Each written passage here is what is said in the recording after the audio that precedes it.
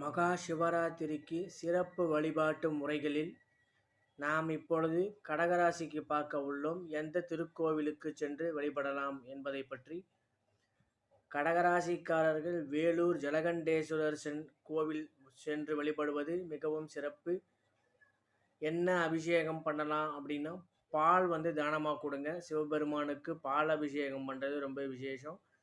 வேறு என்ன பண்ணலாம் அப்படின்னா, சிவபெருமானுக்கு பால் வாங்கி கொடுக்கறது. அப்படி முடியல அப்படின்னா, சிவபெருமானுக்கு நடக்கும் அபிஷேகத்தை பார்த்துட்டு வரதே பார்த்தீங்க அப்படின்னா உங்களுக்கு ஒரு நல்ல சிறப்பு வாய்ந்த பலன்களை ஏற்படுத்தி தரும்.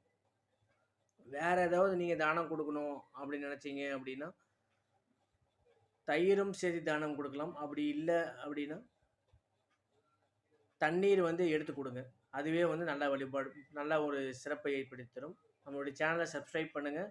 அப்போ தான் நம்ம போடக்கூடிய தகவல்